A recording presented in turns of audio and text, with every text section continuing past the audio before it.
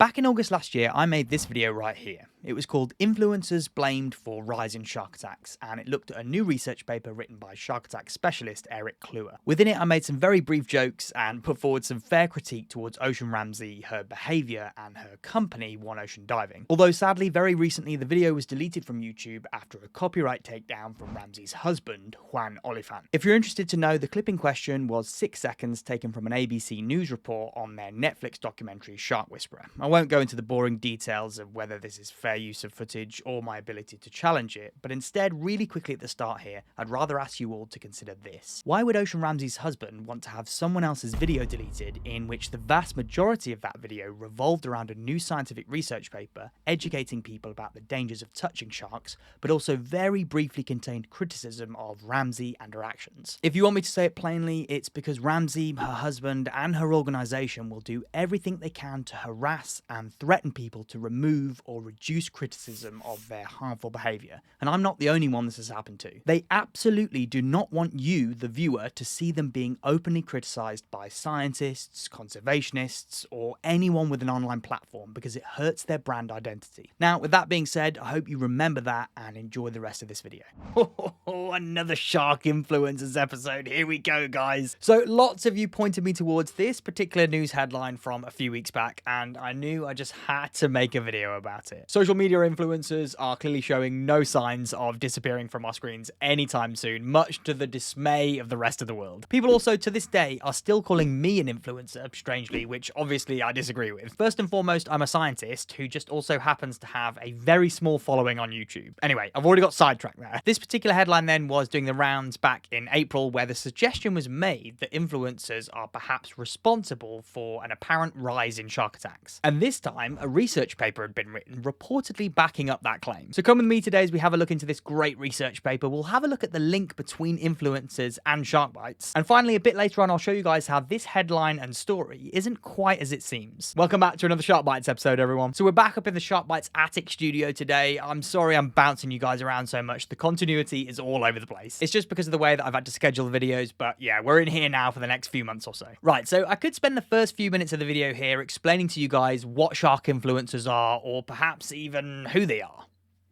But I think that would be a bit of a waste of time considering that's ground that I've already covered in this video here. If you can't see that link, by the way, I'll post it in the description as well. All you need to know is that there are people out there that have now been termed shark influencers, where their content generally revolves around them doing exceedingly dangerous things with sharks. And normally that's things like touching the sharks, which has now been glammed up with the official term redirection. You know, where they put their hand on the face of the giant predatory tiger shark and say to you in the video, right guys, this is what you do if you come face to face with a giant predatory tiger shark.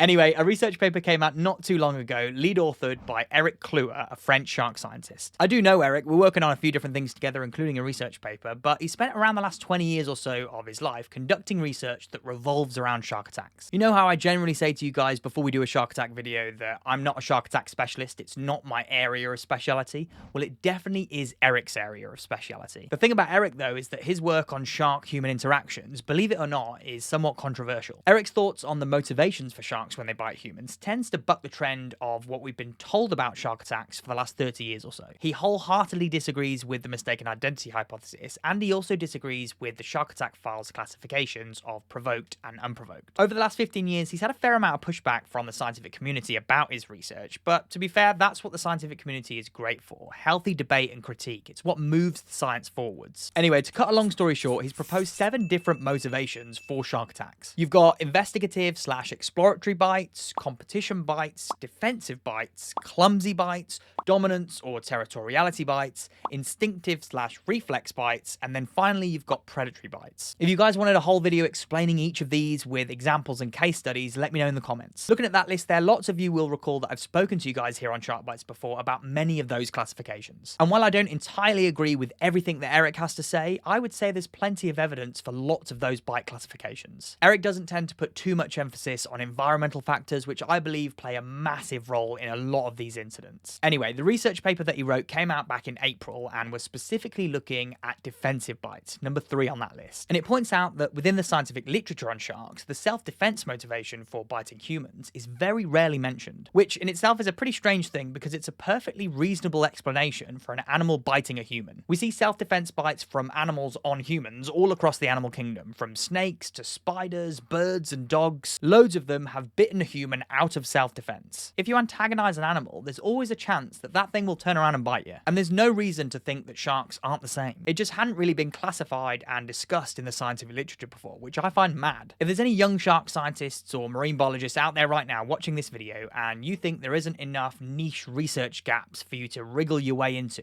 take this as an example. This research on self-defense bites in sharks was only first written about properly in the scientific literature in April 2025. April 2025. There's still so much out there for us to learn and write about in the scientific literature, so don't think there's just nothing out there for you. So Eric and his co-authors Thomas and Aaron decided they were going to be the ones that categorized it, and they were going to use a data set from French Polynesia. French Polynesia is a great location to look at this kind of thing because it's home to over 30 different shark species and has been a shark sanctuary since 2006, meaning shark populations have remained very healthy here for the last 20 years or so. And because shark populations are healthy here, it's a great reference point for understanding shark behavior and ecology. But if we also consider French Polynesia's notoriety for holidays and tourism, it also gives us a great understanding of the relationship between sharks and people. So in order to categorize a self-defense bite, Eric and his co-authors first had to have a look at some shark bite cases and the wounds that were inflicted on people. And pretty clearly they noticed a massive difference between people who had received a self-defense bite compared to those who had received a bite for a different motivation. Just a quick heads up here, I'm about to show you guys some images of bite wounds that are pretty gnarly. I'm going to try and blur them as much as I can, but if you're a bit squeamish, it's time to look away. So you can see here some wounds from people who'd received self-defense bites in French Polynesia from sharks with some befores and afters. Now these wounds here are described as a bit more superficial while still looking very painful,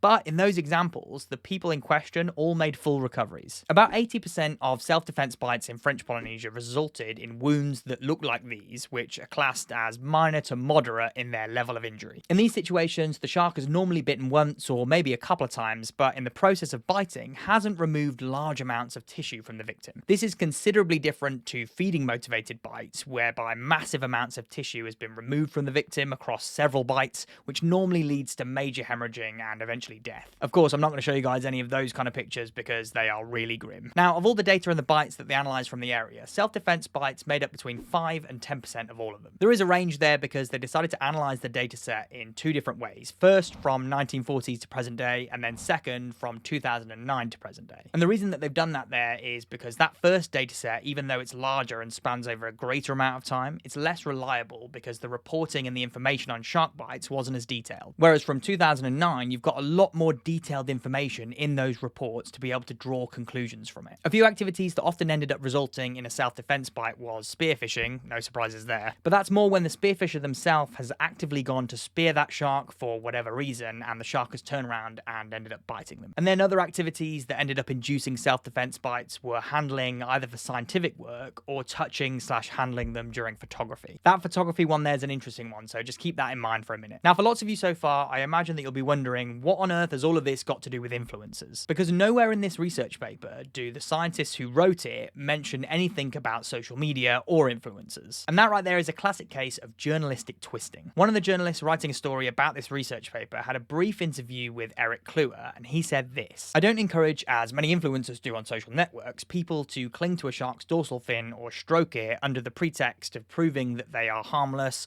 and those people are supposedly working for their conservation. People know the difference between a Yorkshire Terrier and a pit bull, whereas they don't know the difference between a black-tip reef shark and a bull shark, which are their marine equivalents." I think that's a fantastic way to put it, to be fair, but that's all he said. Now, knowing Eric and speaking to him a few times, I know what his thoughts are on shark influencers, and like me, he's not their biggest fan, because he shares the same concerns that I do, in that many people can't seem to separate what they're watching on their Instagram with what happens in real life. These animals can be dangerous. They will bite you, sometimes out of self-defense because someone's got a bit too close or shoved a camera in their face or tried to touch them. Now, where on earth might they have got that idea from? Oh yeah, the people people on the internet touching the sharks. We just see it time and time again. I even did a whole compilation on influencers being bitten by nurse sharks. But sometimes the shark that's ended up biting the person out of self-defense isn't a relatively harmless nurse shark. Sometimes it can be deadly. A woman was reportedly trying to take pictures of a bull shark in the Turks and Caicos Islands earlier this year and got both of her hands bitten off. To be fair, the husband does refute that claim, but my question would be,